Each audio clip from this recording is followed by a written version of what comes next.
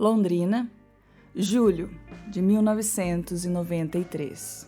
Uma patroa, uma empregada doméstica, uma artista plástica já madura, com prestígio em alta e habituê das colunas sociais. Uma jovem simples, criada na zona rural, com um casamento marcado, cheia de planos para o aguardado retorno para a terra natal. Essas duas histórias se encontram pela última vez num triplex no centro da cidade. 5 pessoas, uma faca de churrasco, uma vela, uma escadaria, um mistério, uma tragédia na madrugada gelada.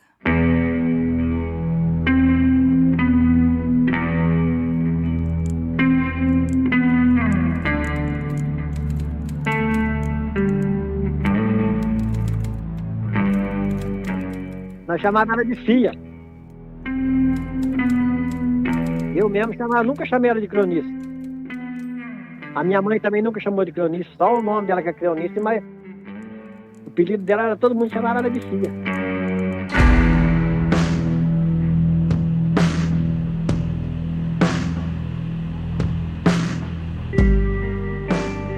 A nossa infância foi só brincar, entendeu?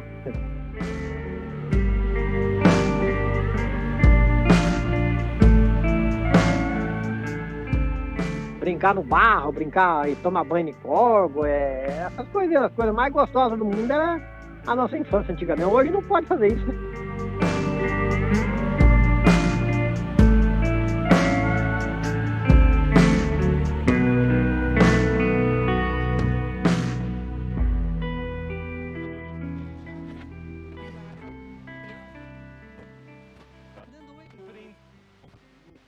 Os anos 90 encontraram o Brasil com sede de democracia e se organizando para viver sob o desenho da Constituição de 1988. As liberdades individuais e coletivas conquistadas com a nova República passavam por um período de reorganização para um novo ciclo democrático. Se o ambiente do primeiro episódio era de euforia pela primeira campanha presidencial em quase 30 anos, o inverno deste episódio é marcado por uma certa sensação de alívio com o fim da era Collor. A desilusão política se juntava ao calvário econômico de sempre, com descontrole inflacionário, pobreza crescente, desigualdade, violência e a degradação das grandes cidades. Símbolo deste Brasil inconformado com suas próprias mazelas, a fome entrava com força inédita na grande mídia e no debate público.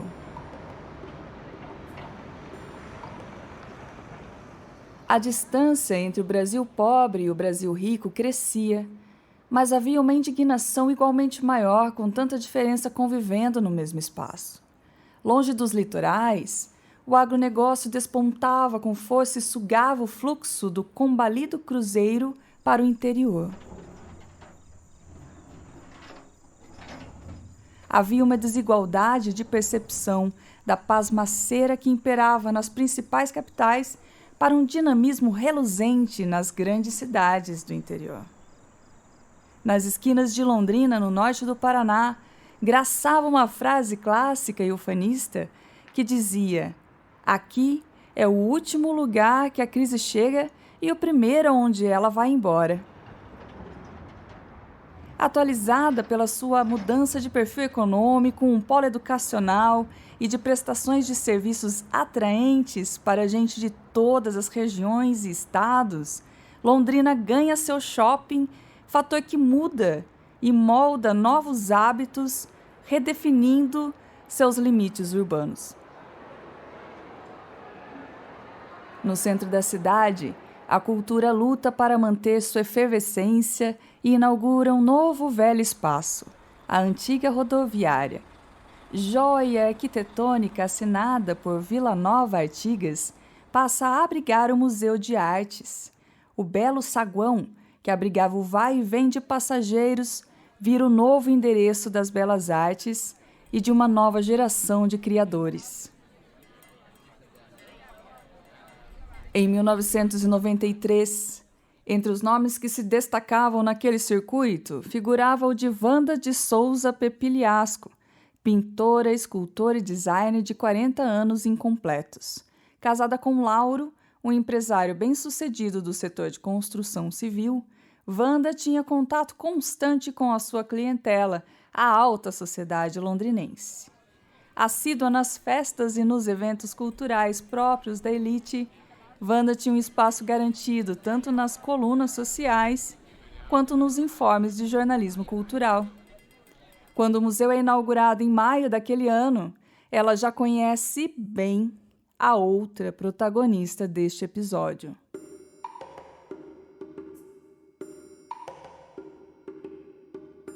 Filha de um lavrador e de uma dona de casa, Cleonice de Fátima Rosa tinha 25 anos.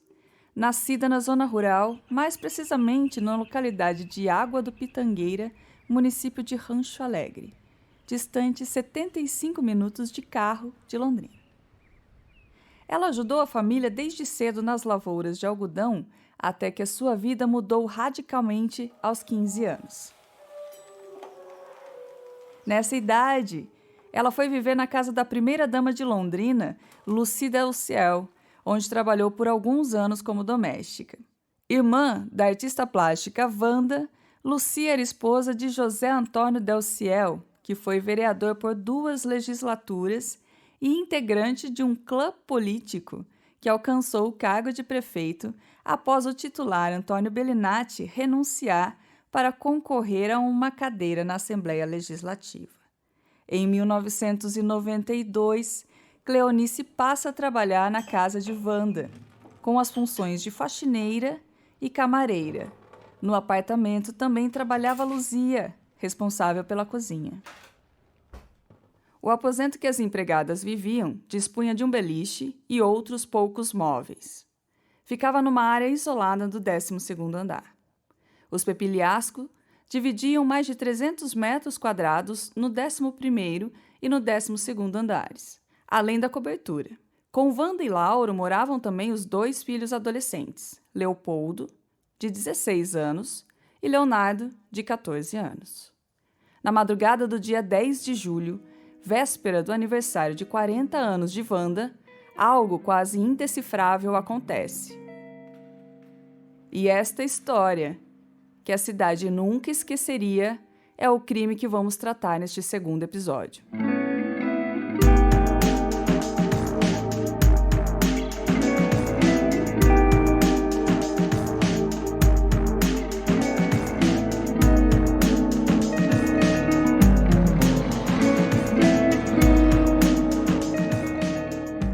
A partir deste momento, os fatos que vamos narrar podem ter descrição de violência e afetar pessoas sensíveis.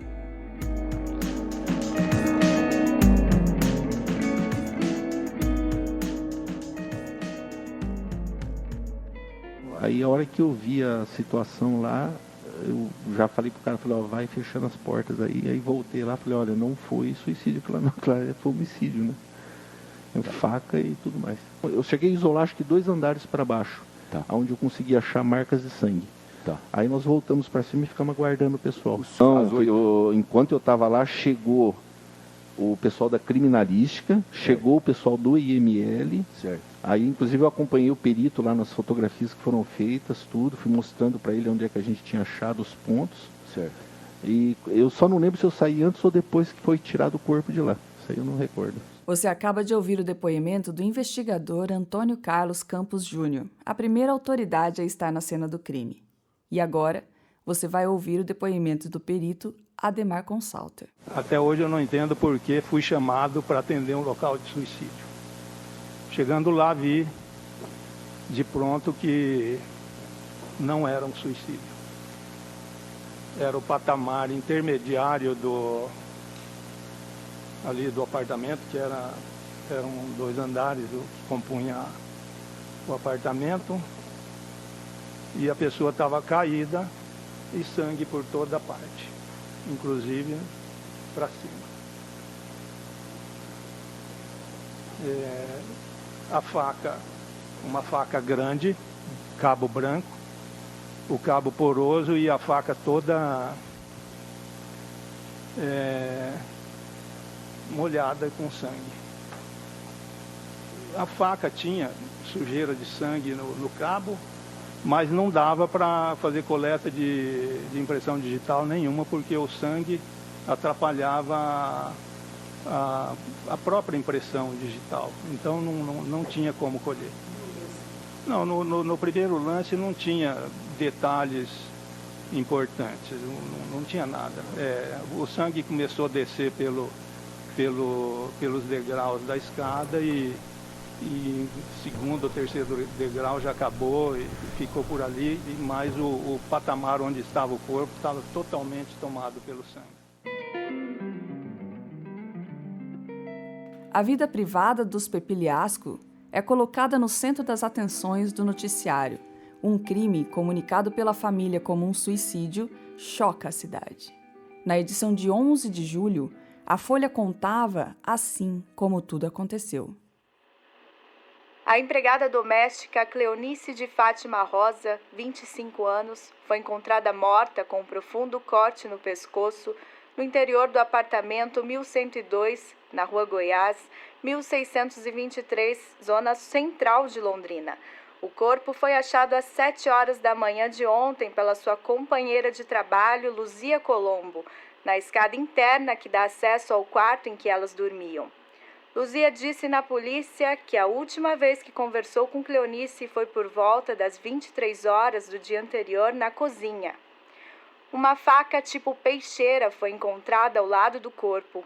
Cleonice trabalhava há 1 ano no apartamento do empresário Lauro Pepiliasco e a polícia apurou que sua família mora em Rancho Alegre.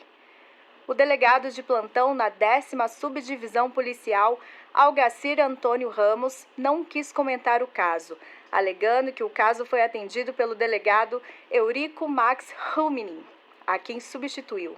A faca com a qual a cabeça de Cleonice quase foi decepada não foi recolhida para exames pelo Instituto de Criminalística. A arma foi levada juntamente com o corpo para o Instituto Médico Legal. A morte da doméstica... Quase de forma instantânea, todas as suspeitas recaem sobre a jovem Luzia, a cozinheira que vivia na mesma dependência da vítima. Ela confessa. Sua prisão não demorou, como conta a reportagem do Jornal de Londrina da terça-feira, dia 13 de julho. A empregada doméstica Luzia Colombo, 18 anos, confessou ontem à noite ao delegado Nelson Max Rumen, do 1º Distrito Policial, ter matado sua colega Cleonice de Fátima Rosa, 25 anos, na madrugada do último sábado. Cleonice foi encontrada degolada no interior do apartamento duplex 1102, da Rua Goiás, do empresário Lauro Pepiliasco. Segundo Rumen, Luzia contou que matou a amiga porque ela recusou-se a ser batizada na Igreja Jesus Cristo dos Santos dos Últimos Dias. O delegado não permitiu que a imprensa tivesse acesso ao depoimento de Luzia, porque somente hoje pela manhã o delegado-chefe da 10ª Subdivisão Policial, Clóvis Galvão, a apresentará, quando também será feita a reconstituição do crime. Ainda de acordo com Rumen, Luzia contou que frequentava a igreja há algum tempo e que a amiga começou a frequentar de 1 mês para cá. Cleonice seria batizada no último domingo, mas na sexta-feira à noite voltou atrás e negou-se a ir à igreja para o batismo. Luzia ficou chateada com a recusa e a matou por isso, contou o delegado. Segundo ele, ambas conversaram na cozinha onde discutiram por volta das 23 horas. Depois, quando subiam as escadas para o quarto, Luzia foi atrás com a faca e a puxou pelas costas. Apavorada, Luzia subiu para o quarto e ficou lá até o amanhecer. O corpo da amiga ficou caído nas escadas. A empregada foi chamada para o depoimento no final da tarde de ontem. Ela estava na casa de uma tia, nas proximidades da Vila Fraternidade.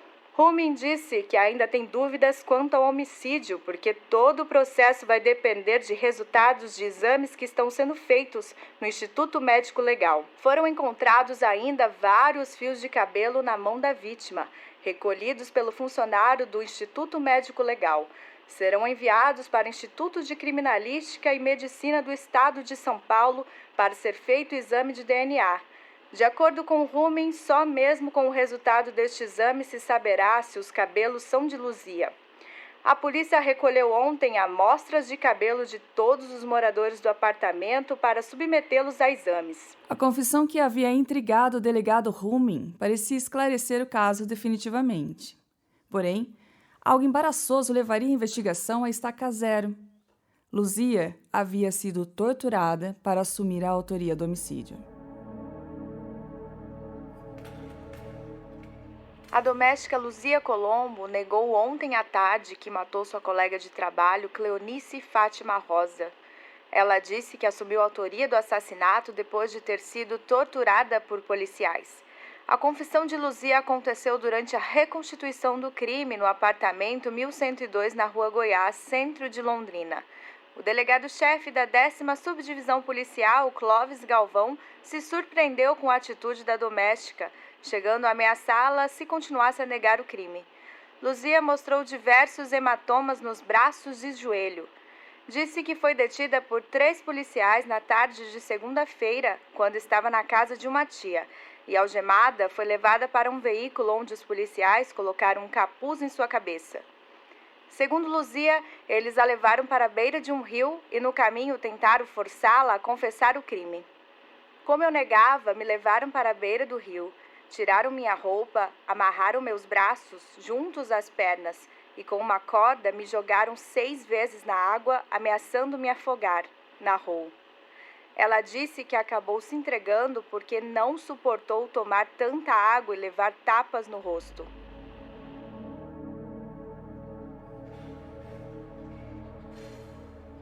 Na quarta, a Polícia Civil reconhece o erro e liberta a doméstica. O expediente usado pelos policiais para simplificar uma investigação que se mostraria altamente complexa deixava a opinião pública desconfiada e o foco da imprensa se voltava novamente a outros 3 moradores do apartamento. O descompasso e os erros da polícia, começando pela acusação de que a doméstica Luzia Colombo teria assassinado sua colega de trabalho, foram reconhecidos pelo próprio delegado-chefe da 10ª Subdivisão Policial, Clóvis Galvão. Os principais erros nesse caso foram: a Polícia Militar não interditou o local onde estava o corpo ao atender o crime. O Instituto de Criminalística não recolheu para exames a faca do crime. O delegado de plantão no dia, Algacir Antônio Ramos, não pediu exame também nos donos do apartamento, nem exigiu depoimento deles. Todas as providências para as investigações começaram na segunda-feira, permitindo que o criminoso fugisse ou inventasse um álibi. Pois bem, ouvintes, após descartar Luzia como culpada, a polícia tinha poucas linhas de investigação para seguir. E todas elas passavam por Lauro, Wanda e o adolescente Leonardo, o que aumentava a tensão e o apelo do caso.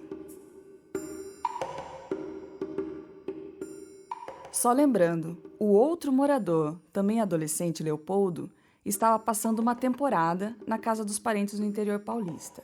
Foi sob intensa pressão que o trabalho da inteligência se tornou essencial para a elucidação do homicídio. A ciência entrou em campo para decifrar aquele enigma. Tudo deveria ser checado e repassado. Não foi à toa que, além da primeira perícia, horas depois do crime, o chefe da equipe, Darcy Dória de Faria, o Maninho, voltou ao local do assassinato para reforçar a inspeção e encontrar novas evidências. Aí o Geraldo que me convidou para ir lá, porque o Ademar Consalto, que atendeu esse caso, que é um perito também estava meio preocupado. Aí fomos nós, voltamos para o local juntamente com o Ademar. E nós chegamos, porque também se eventuava um suicídio, mas houve o corte no pescoço, na região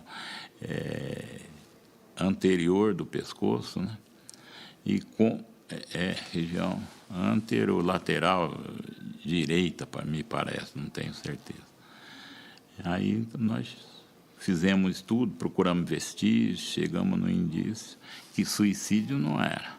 O que aconteceu ali, alguém, isso é típico disso, chegou por trás e levantou a cabeça, como vai dar um mata-leão, e praticou o corte.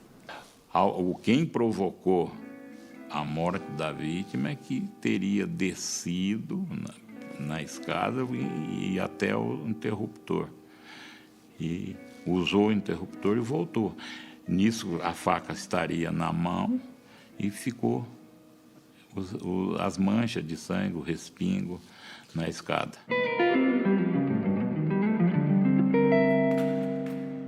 Não era suicídio. A confissão de Luzia era falsa e o garoto Leonardo passa a ser o principal suspeito.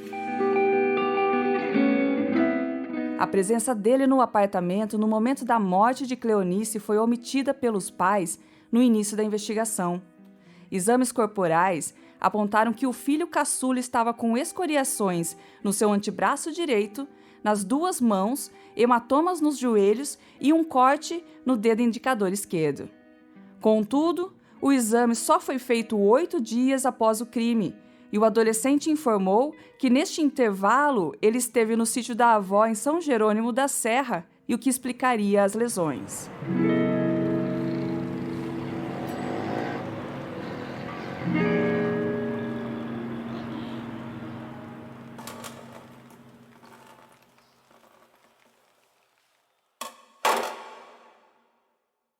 Com um adolescente entre os suspeitos, o caso entra em segredo de justiça. E os detalhes ficam mais distantes do noticiário, o que só alimenta muitas versões produzidas pelo imaginário popular. Nas rodas de conversa espalhadas pela cidade, cada um tinha sua versão dos fatos. Uns colocavam Lauro, Wanda e Leonardo como os autores do crime, outros insistiam em Luzia Colombo. E a gente acompanhava um pouco de longe, sabe? Sem ter uma participação muito grande. E por conta disso mesmo, na segunda-feira, aí a imprensa inteira, assim, jornais, rádios, TVs, se dedicaram muito para esse caso. Por quê? Porque envolvia uma família muito conhecida, né? Eram pessoas ricas, pessoas de posse, envolvia menor de idade. E envolvia uma confusão que eles mesmos geraram, e que aquilo era bizarro, né? Porque teve aquele caso, né? Primeiro é suicídio, teve uma incriminação da outra companheira, a Luzia. Assim, tudo levava a crer que era alguém da família, mas quem? Quem que era o autor? Qual que era a motivação? Né? Era o marido, era o filho, era a Wanda, foi ciúmes, o que foi? E isso, assim, se arrastou por bastante tempo, porque a polícia, a gente ficava lá 1, 2, 3 horas. A Folha, várias pessoas cobriram esse caso. A gente tinha setorista, mas várias pessoas cobriram. Porque você tinha que ir para o delegado, a perícia, IML, né, advogado. E assim, conseguir as informações era complicado. Era muito da fonte off, né? Porque ninguém falava, era só o delegado, então era muito muito off. Tudo ficou sem... Assim, eles não entregavam muito, sabe, a informação para você. Então, aí que a especulação ganhava mais espaço, entendeu? Eu lembro que... Quando a Luzia foi presa, né, foi incriminada, a gente não acreditou que era ela, assim. As pessoas falaram, não, ela está sendo incriminada. Eu não lembro agora por quê, mas eu lembro que, mas isso não foi ela. Ou falava-se até, será que ela vai receber para assumir, sabe? Nossa, um monte de coisa. Eu acho que foi mais bombástico quando quando veio à tona a questão da tortura, sabe? De que ela teria assumido por tortura. Isso sim foi mais bombástico. Acho que a partir desse momento, para a polícia foi muito muito constrangedor.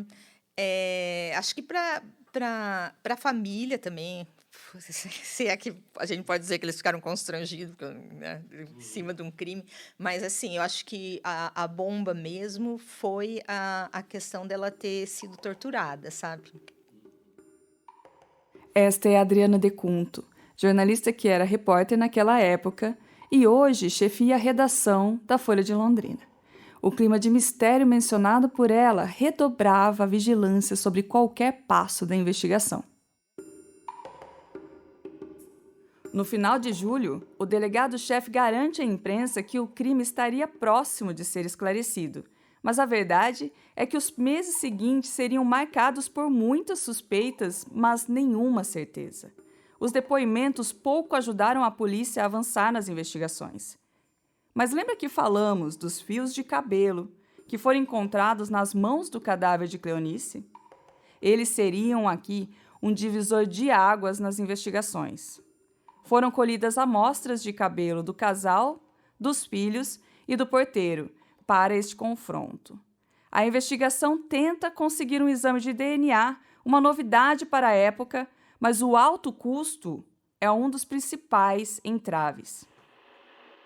O Conselho Comunitário Feminino deve lançar depois de amanhã uma campanha junto à comunidade londrinense com a finalidade de arrecadar fundos para os exames de DNA, que podem elucidar a morte da empregada doméstica Cleonice de Fátima Rosa, ocorrida no dia 10 de julho no duplex do casal Wanda e Lauro Pepiliasco.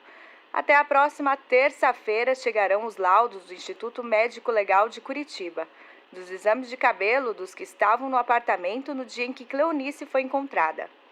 Caso os laudos não tragam resultados concretos apontando o autor do crime, a presidente do Conselho, Raquel Baceto, pretende se reunir com representantes do governo do estado, pedindo a liberação de verbas para os exames de DNA, que deverão ser feitos no Instituto de Patologia de Belo Horizonte, em Minas Gerais. O custo dos exames de DNA gira em torno de $6 mil, sendo 5 mil cruzeiros reais. Raquel disse que não pode, por falta de recursos, que o crime vai ficar insolúvel. Ela comentou ainda a atitude do promotor José Araides Fernandes em requisitar o inquérito que apura a morte da doméstica.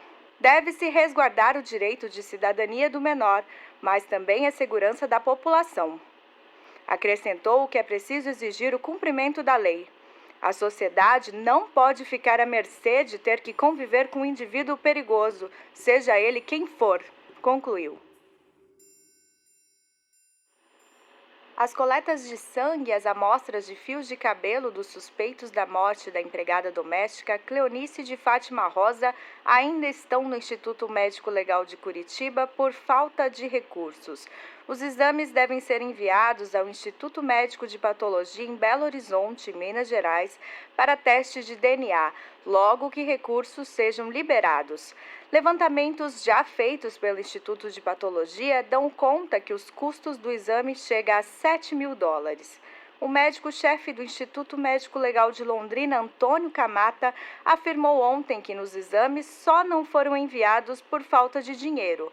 Ele diz que a diretoria do IML em Curitiba já está acionando o governo do estado para liberar verbas necessárias. As investigações do caso estão paradas porque, segundo a polícia, só dependem no momento dos resultados dos laudos.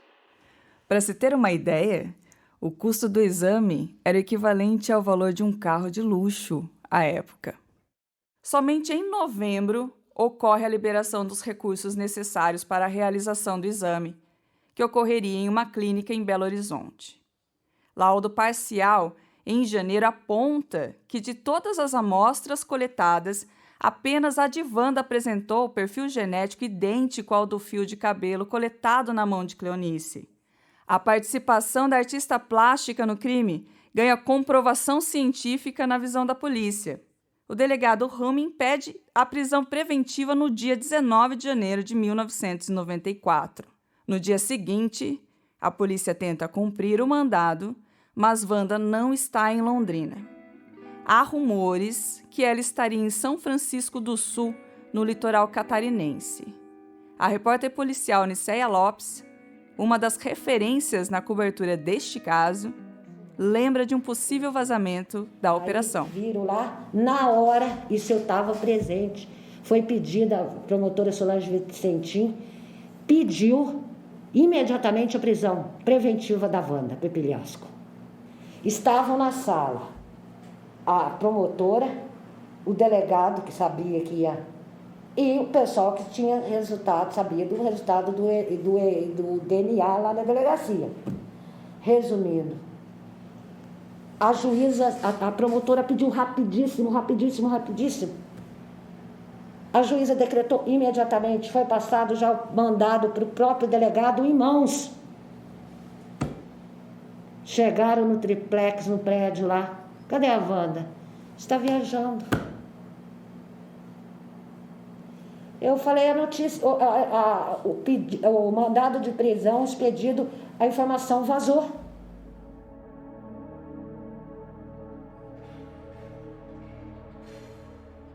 O fato é que a prisão fundamentada no resultado do exame de DNA, ao mesmo tempo que era uma prova material contra a Wanda, também se tornou um pretexto para que a defesa postergasse o processo. Durante anos, essa batalha pelo aproveitamento ou não do resultado acabou livrando a acusada da cadeia. A alegação dos advogados era que o laudo havia sido feito por apenas um perito e legalmente seriam necessários 2. Outro motivo apontado pela defesa para desacreditar o laudo era que o médico não teria assumido um compromisso formal perante a justiça, conforme exige a lei. A demanda judicial foi levada 4 vezes ao Tribunal de Justiça até chegar o último veredito, de acordo com uma reportagem assinada por Paulo Biratã na Folha de Londrina, edição de 16 de março de 1998. O Biratã lembra que por 2 vezes os juízes da comarca de Londrina deram parecer favorável à defesa para que fossem feitos novos exames de DNA, anulando o que foi feito em Belo Horizonte. Por fim, o Ministério Público conseguiu legitimar o resultado do exame no Tribunal de Justiça em Curitiba. Mas ainda assim, com a validação da prova, os promotores tiveram que lidar com uma interminável sucessão de recursos até tornar a artista plástica ré e submetê-la a júri popular. Em junho de 2011, reportagem da Folha de Londrina recapitulava o trâmite na Justiça e lembrava que o caso era recordista da primeira vara criminal em número de recursos. Até aquele momento, foram 6 solicitações desde a sentença judicial de pronúncia. Inacreditáveis 22 anos depois, no dia 11 de maio de 2015, o caso do homicídio de Cleonice de Fátima Rosa chega ao tribunal. No comando dos trabalhos, a lendária juíza Elizabeth Cater, conhecida por sua firmeza e determinação. Confira trechos do depoimento de Wanda, a magistrada, no banco dos réus. Nem eu mesma sei o que aconteceu com a Cleonice. Esse é o meu primeiro depoimento, é a minha primeira verdade perante vocês.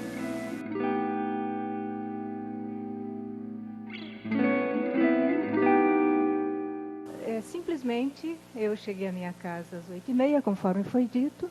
Meu filho chegou às 3h da manhã. Não, vamos começar devagarzinho. Mas é porque é bem sucinto. Não, vamos começar devagarzinho.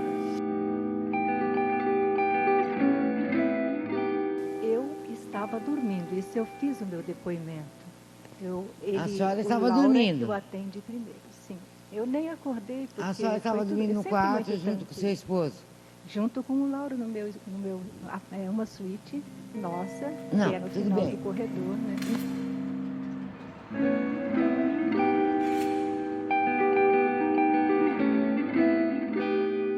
E na manhã seguinte, eu estava dormindo ainda, mas o Lauro me dá ele me toca e fala: Wanda, a Cleonice está dizendo alguma coisa.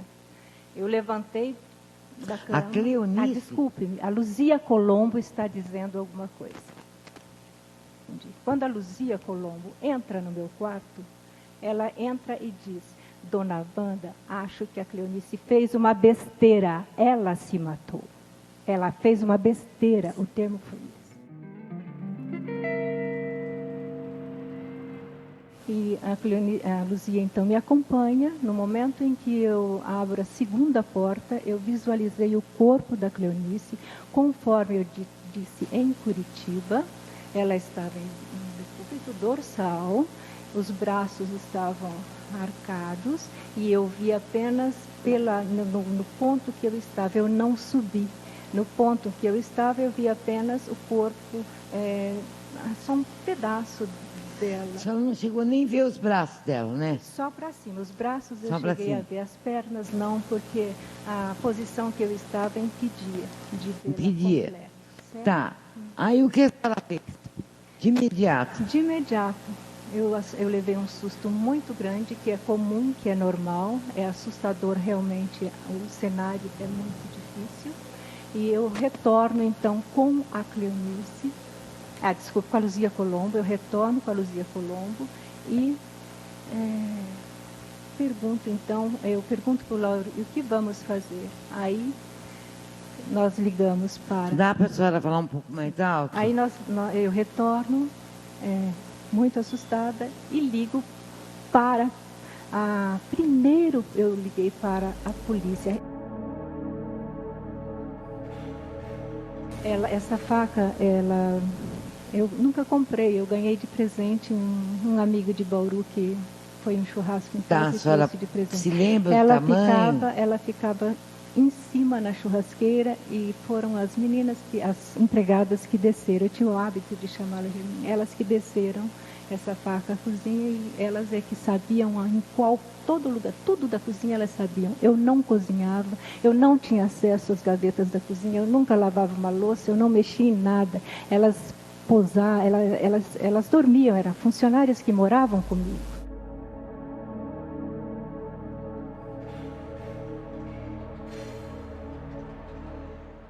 Foi cortado o cabelo da senhora? Sim, não foi encontrado nenhum tipo de cabelo na mão da vítima, tá. que era meu. Tá. Doutora, eu estou aqui para dizer a verdade, eu estou sob juramento. A senhora pode falar o que a senhora quiser, é um direito da senhora. Então, dá licença que eu vou falar. Senhora. Eu fiz a coleta dos fios de cabelo pela primeira vez, eu própria tirei o fio de cabelo com o bulbo do meu filho, do meu esposo, dei dentro dos envelopes e entreguei para o escrivão da delegacia de polícia no dia 12 de julho de 1993. Não tenho nada a esconder, não devo nada. Eu tirei os meus próprios fios de cabelo e entreguei para o escrivão. Estranhamente, sim, eu confesso para a senhora, eu tenho 28, vou fazer 29 anos de magistratura. Eu estou com 22 anos sendo processada e então eu imagino o tempo que é esse. Eu estou com 29 anos de magistrada, mas se a senhora não foi a Juliantes, foi por tanto recurso que adentraram, porque só eu já marquei 2 vezes o júri da senhora, tá? Mas eu entendo. De tantas sentenças que foram... Doutor, eu estou fazendo interrogatório, eu não interrompi o senhor e não admito que me interrompa. Não vou conceder, porque eu estou fazendo o interrogatório.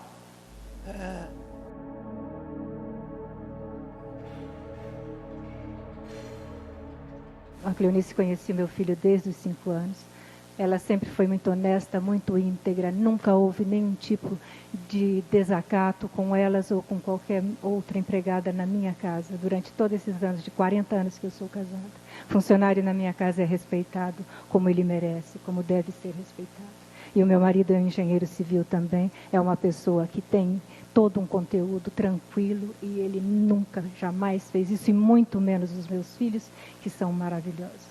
E eu acredito o seguinte, que quando acontece uma injustiça, a minha parte, o que eu tinha que fazer como cidadã brasileira era me defender. E procurei os melhores defensores desse caso. Tanto é que está aqui, eu sou inocente, a minha família é inocente. E eu vou me defender até o último momento da minha vida. Então, eu tenho esse direito como cidadã brasileira, eu tenho esse direito.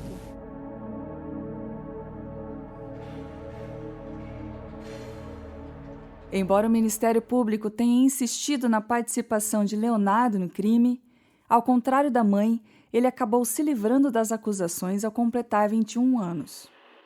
Apesar de a defesa tentar desqualificar as provas do processo, como exames de DNA com fios de cabelo encontrados no corpo da vítima e que seriam de Wanda, a tese de que a ré teria participado do assassinato com o filho Leonardo, na época com 14 anos, foi aceita pela maioria dos jurados.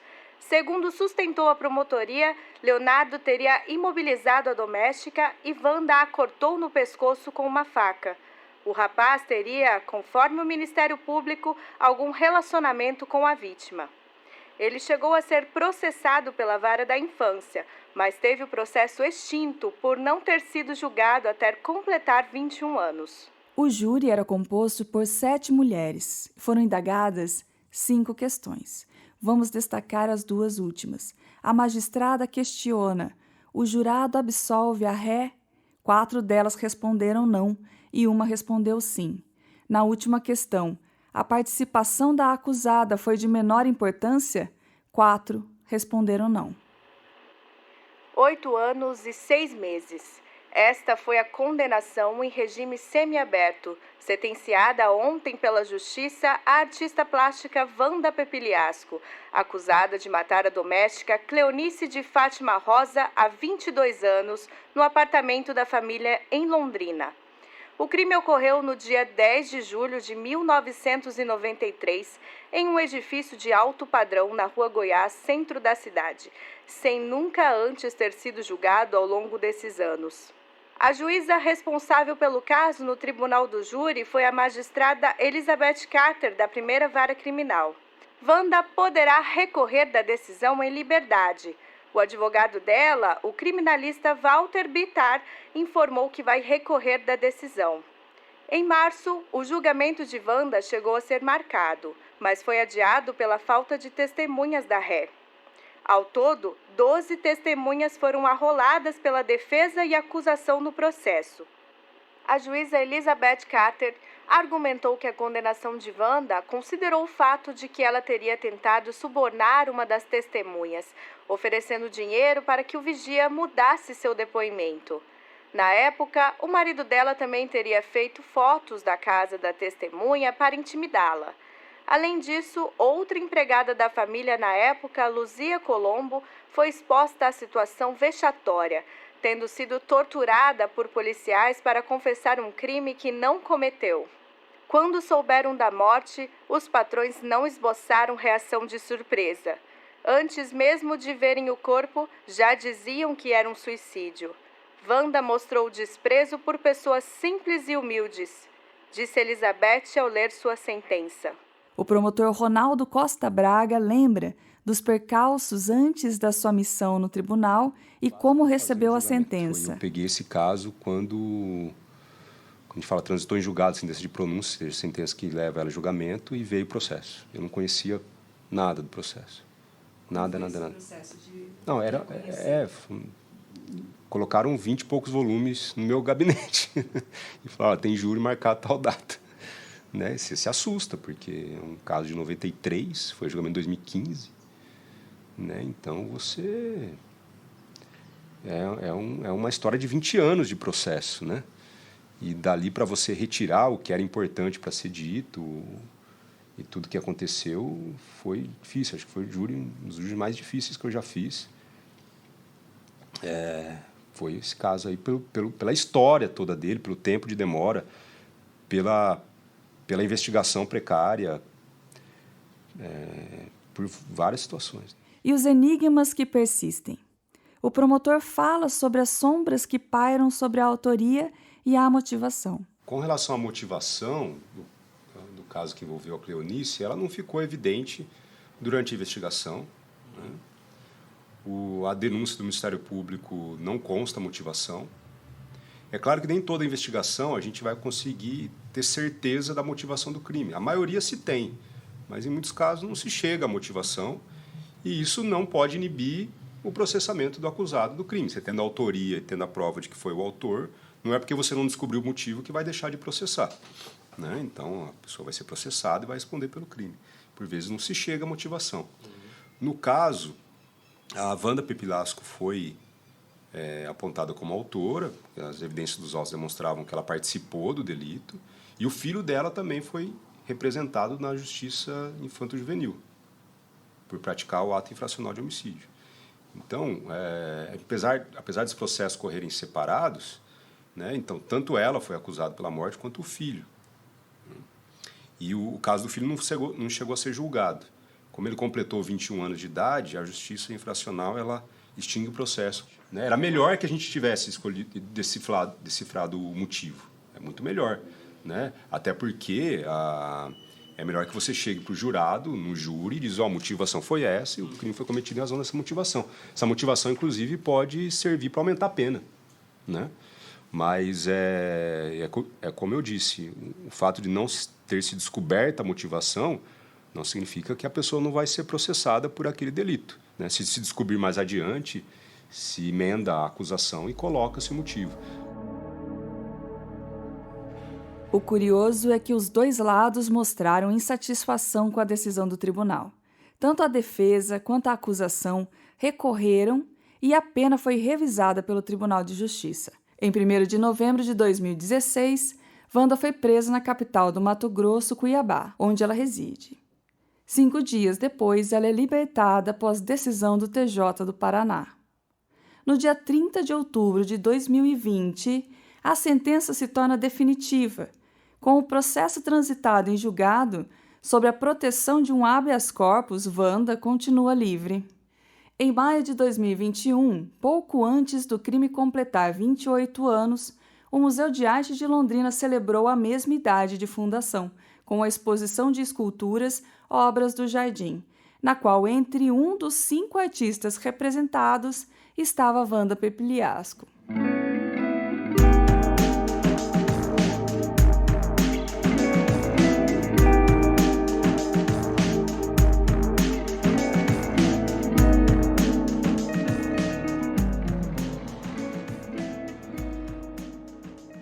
Gente, eu preciso dividir com vocês uma coisa. Nas pesquisas para este programa, eu descobri que o verbo degolar é usado quase sempre de forma inapropriada. Conforme explicações de diversas fontes, a vítima deste episódio foi, na verdade, esgorjada. A diferença é a seguinte: o corte que caracteriza o esgorjamento é feito na parte frontal do pescoço. Degolamento, ao contrário, faz alusão a uma gola de uma camisa que, como sabemos, envolve a parte de trás do pescoço. Há outra coisa. Tem um elemento na cena do crime que chama a atenção de muita gente e eu não poderia encerrar esse episódio sem falar um pouco dele. Pois bem, lembra do Ademar, o primeiro perito a analisar a cena do crime? Havia por lá uma vela. Estranho, né? Tinha bastante gotejamento de vela ali.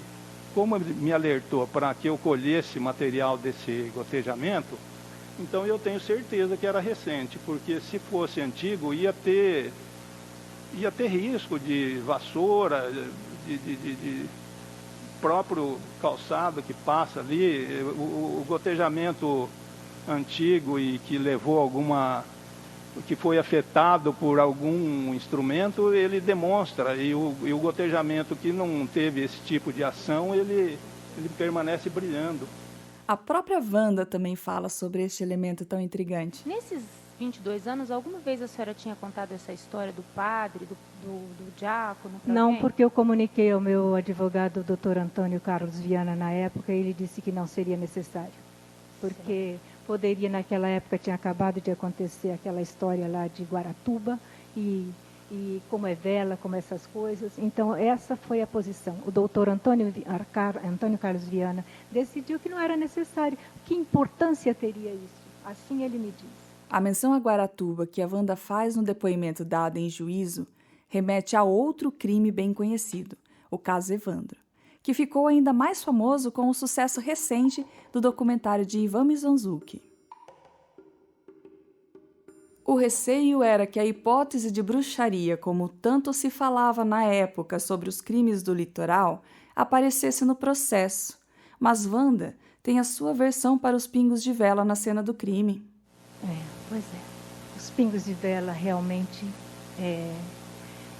Eu liguei, minha sogra, ela era ministra da Igreja Imaculada Conceição, e eu liguei para o Padre Limeira e pedi, doutor Padre Limeira, isso depois que já tinha limpo, uns 2 dias depois, antes da cariação que iriam fazer nela. Pedi então para o doutor Padre Limeira vir fazer um benzimento para mim no local da Cleonice. Já tinha morrido? Já tinha morrido, o síndico já tinha limpado tudo, já estava tudo. Eu não achei que teria, eu sou muito religiosa, eu sou de família italiana, eu sou católica, apostólica e romana, nunca vou mudar o meu batismo, ok? Eu respeito. Então eu chamei pelo padre, Padre Limeira da Imaculada Conceição. Conheço ele. E ele então não pôde vir naquele dia, acredito que foi uma manhã. Então ele me indicou um diácono que estava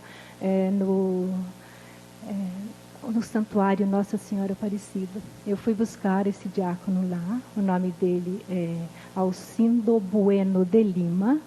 Ele viveu muitos anos em Cambé, e ele então vem com uma roupa assim ele vem como um monge beneditino, como São Francisco de Assis. Eu sei, aquele vestimento marrom com a corda. Que o porteiro da manhã que abriu era o Vanderlei, eu acho que o mesmo que tinha me atendido naquela manhã. Ele visualizou, impossível ele não lembrar de um monge que chega todo paramentado.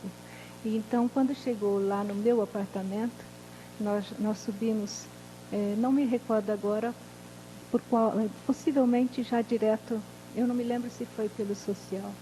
E quando chegamos então na escadaria, ele me pediu uma vela e eu fui até a minha despensa e peguei a vela. A artista plástica prepara para os próximos meses um pedido de novo julgamento a partir de uma revisão do processo preparado pelo advogado Fausto Miguéis. O objetivo da condenada de 72 anos é comprovar que não matou Cleonice e, como disse o porta-voz, ter um pouco de paz. E ela me passou há um tempo atrás o processo com o intuito de fazer uma revisão criminal. A dona Wanda está cumprindo pena já, certo? Ela me passou o processo, à época me dizendo ser inocente, né? Explicando alguns pormenores do processo. E eu confesso que quando eu li o processo para poder verificar se patrocinava a causa ou não, eu fiquei estarrecido com tamanhos absurdos que eu vi dentro do processo. O advogado diz que está fazendo uma análise minuciosa das 5.000 páginas do processo e critica vários pontos da investigação, incluindo a peça-chave do caso, o exame de DNA. Depois de quase 30 anos, a conduta de Luzia, aquela que chegou a confessar o crime, mas depois foi inocentada por ser vítima de tortura, segue em avaliação, pelo menos na visão dos Pepiliasco.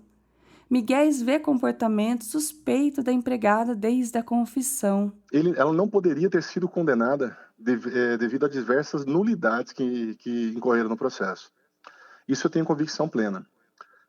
Volto a repetir, essas nulidades foram mencionadas no processo, só que foram passadas por cima. Uma coisa extremamente interessante é que o primeiro perito que chega na cena do crime, tá? Ele está de cara com um cadáver.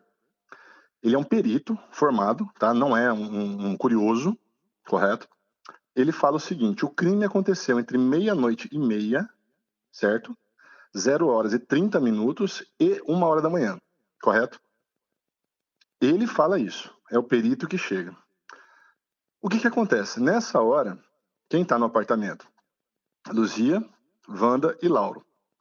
O filho Leopoldo estava viajando, e o filho Leonardo, de 14 anos, tinha ido a uma boate chamada Kalahari. Acho que é isso. O Leonardo, ele só retorna após as 3h da manhã. Correto? Só retorna após as 3h da manhã. Tá, a gente tem que lembrar que o processo concluiu que o Leonardo teria matado a Cleonice junto com a dona Wanda. O processo ele não perseguiu para o Leonardo por questão de prescrição, que ele era menor de idade. Correto? Então, crime análogo ao homicídio teria prescrito já a pretensão punitiva. Vamos lá.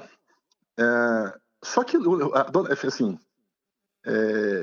existem outros pormenores que a gente não pode elucidar agora, mas vão ser elucidados de ordem moral, vamos dizer assim, que vai ser elucidado na revisão criminal. O Leonardo não estava na hora do crime, certo? Foi alterado 2 vezes depois a hora do crime para incluir o Leonardo na cena do crime. Veja bem, quem fez o exame foi um perito que foi localmente lá, correto? Isso não foi elucidado também no tribunal do júri, mas está no processo. Aí aparece depois outro perito que, com a foto do crime, fala que o crime aconteceu 2 ou 3 horas depois. Correto? Eu não estou falando que um curioso, um PM ou alguém que não entenda falou que o crime aconteceu 00:30, entre 00:30 e 1h. Eu estou falando que o primeiro perito chega lá, faz os exames e depois, baseado nas fotos, a outra perícia fala que foi às 3 horas da manhã. Exame de DNA, você faz o seguinte, você compara um cabelo, certo? E, via de regra, você compara com sangue. Você não precisa de um cabelo para fazer a comparação de exame de DNA. Você só precisa de um cabelo para comparar cabelo com cabelo, certo? Então, se aconteceu alguma coisa com você, por exemplo, e acharam um cabelo seu, vamos supor que querem achar algum parente, alguma coisa nesse sentido, eles vão pegar uma gota de sangue da pessoa para comparar o DNA, certo? É assim que funciona. A não ser que você queira comparar cabelo com cabelo. Não foi feito nenhuma comparação, tá, de sangue, isso aí. Simplesmente recolheram o cabelo do Lauro, da Wanda, do Leonardo e da Luzia. Todas as provas, elas falam que o cabelo encontrado nas unhas da Cleonice, eles eram na ordem de 30, no tamanho de 30 centímetros. A Wanda tinha um cabelo curto, que não chegava a 16 centímetros. Os cabelos foram pegos, tá? E foram guardados, na época, o diretor do IML, o perito, chamava Camata. O que acontece? Esse Camata, ele tira as provas do IML, quebra essa cadeia de custódia e ele aparece com o resultado. Eram só cabelos, certo? Não foi feito exame de sangue e nem necessitava ter cabelo. O cabelo da Wanda é totalmente diferente do que foi encontrado nas unhas da Cleonice, certo? E os lacres foram corrompidos.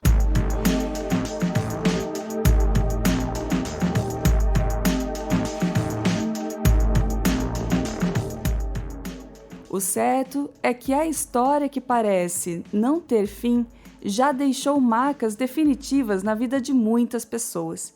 Tempo e justiça costumam render boas frases. A mais conhecida é que a justiça tarda, mas não falha.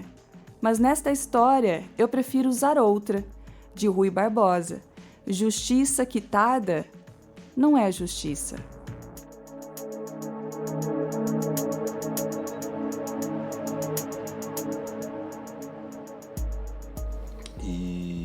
E a sociedade espera, né? A sociedade espera um resultado rápido, às vezes. E num caso de 20 e poucos anos, porque você vai falar o quê para a família depois de 20 e poucos anos? O que você vai falar? Você tem que pedir perdão por estar julgando o processo depois de tanto tempo daquele. O irmão mais velho de Cleonice, Luiz, expressa a dor que aflige muitas famílias brasileiras. O comentário, que nem no depoimento que eu fiz lá, eu falei, se fosse aos contrários, se fosse a nossa família que tivesse matado um dos filhos dela, nós teria pegado, se pegasse 50 anos, ficava 50 anos preso. Inclusive eu falei, faz 22 anos que ela foi julgada e foi condenada e não pegou nenhum ano de cadeia. Aí ele falou, ele vai pegar 8 anos. 8 anos e 3 meses. Eu falei, pra quê? Pra que prender ela? Eu falei mesmo, pra que prender? Se já faz 22 anos que ela tá sorta, deixa ela ficar sorta de novo, entendeu? E eu falei mesmo, na entrevista que eu fiz. Falei, não adianta, e ela não vai ficar presa, falei. Ela não vai ficar presa, porque ela tem dinheiro. Não entregou nas mãos de Deus, mesmo. Não entregou nas mãos de Deus, entendeu?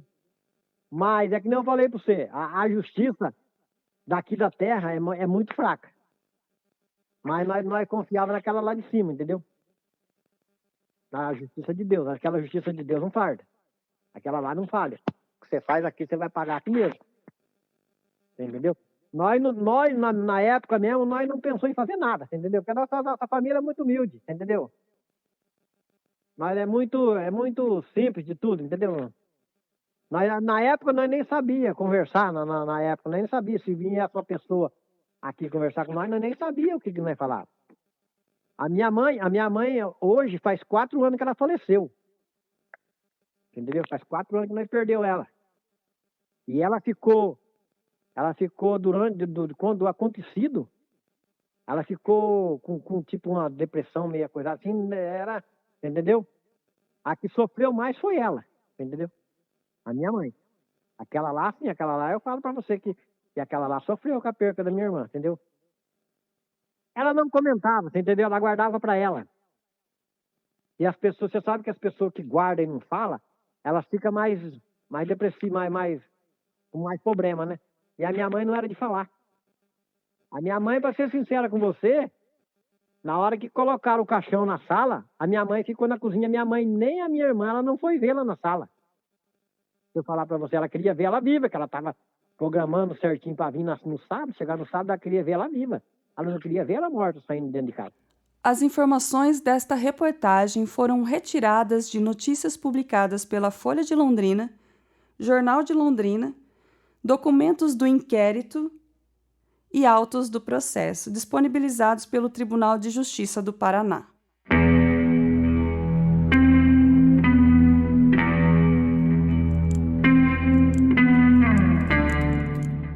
O Banco dos Réus é um audiodocumentário produzido pela Folha de Londrina com o apoio do ICFJ, Centro Internacional para Jornalistas, Meta Journalism Project, ANJ, Associação Nacional de Jornais, ANER, Associação Nacional de Editores de Revistas.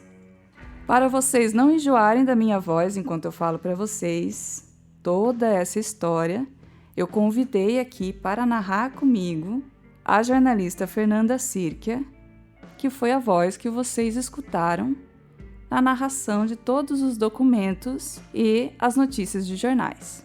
Esse documentário foi produzido por uma equipe multiprofissional que vai da reportagem à edição, da pesquisa à documentação, do som ao impresso. A apresentação deste programa foi feita por mim, Patrícia Maria Alves, a locução é de Fernanda Sirkia, produção multimídia de Juliana Gonçalves, nosso entrevistador e roteirista é o Lúcio Flávio Moura, produtor de audiovisual Celso Felizardo, documentarista Vitor Ogawa, nossa coordenação do impresso está a cargo de Adriana Decunto, o design de som é de Tiago Franzin, a identidade visual do Banco dos Réus é de Rafael Pereira Costa, nosso produtor é o Pedro Rosa, estagiária de produção e reportagem Ana Júlia Gabas.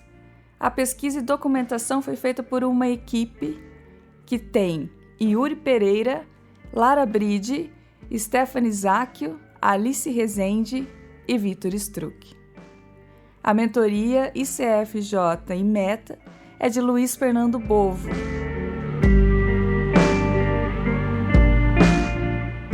E no próximo episódio do Banco dos Réus, você vai conhecer a história de uma professora de música, apaixonada pela vida, que gostava de cantar e dançar. Assim era como todos conheciam Estela Pacheco. Um novo namorado, porém, veio para mudar tudo. Após um passeio na balada e uma briga por ciúmes, o corpo de Estela é encontrado sem vida no chão do condomínio. Uma queda de 12 andares. É possível descobrir o que aconteceu naquela noite?